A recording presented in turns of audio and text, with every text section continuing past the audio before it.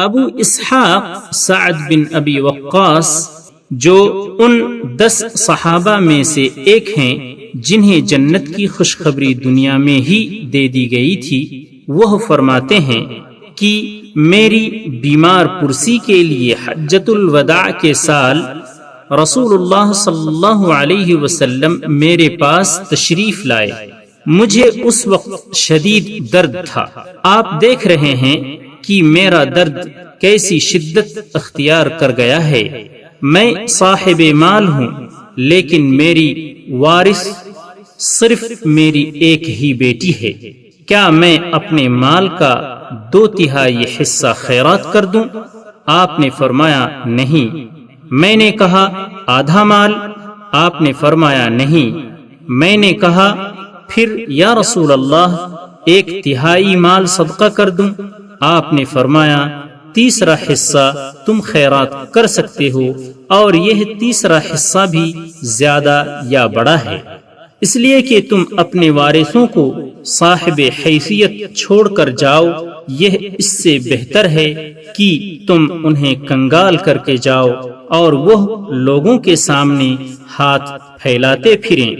یاد رکھو تم جو بھی اللہ کی رضا کے لیے خرچ کرو گے تو اس پر تمہیں اجر ملے گا، حتیٰ کہ جو لقمہ تم اپنی بیوی کے منہ میں ڈالو گے اس پر بھی ثواب ہوگا۔ میں نے کہا یا رسول اللہ، کیا میں اپنے ساتھیوں کے بعد پیچھے چھوڑ دیا جاؤں گا؟ یعنی میرے ساتھی مجھ سے پہلے فوت ہو جائیں گے اور میں دنیا میں اکیلا رہ جاؤں گا؟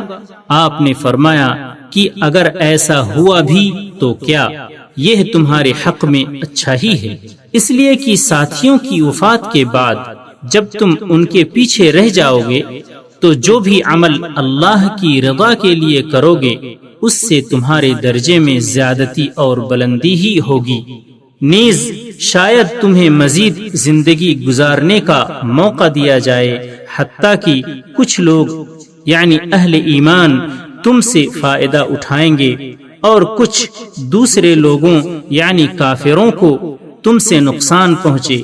پھر آپ نے دعا فرمائی، اے اللہ میرے صحابہ کی ہجرت کو جاری یعنی پورا فرما دے اور ان کو ان کی ایڑیوں پر نہ لوٹا، لیکن قابل رحم سعد بن خولہ ہیں، ان کے لیے رسول اللہ صلی اللہ علیہ وسلم رحمت کی دعا فرماتے تھے، اس لیے کہ وہ مکے میں فوت ہوئے تھے۔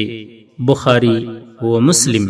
حضرت ابو ہریرہ عبد الرحمن بن صخر رضی اللہ عنہ سے روایت ہے کہ رسول اللہ صلی اللہ علیہ وسلم نے فرمایا، اللہ تعالی تمہارے جسموں اور تمہاری صورتوں کو نہیں دیکھتا بلکہ وہ تمہارے دلوں اور عملوں کو دیکھتا ہے۔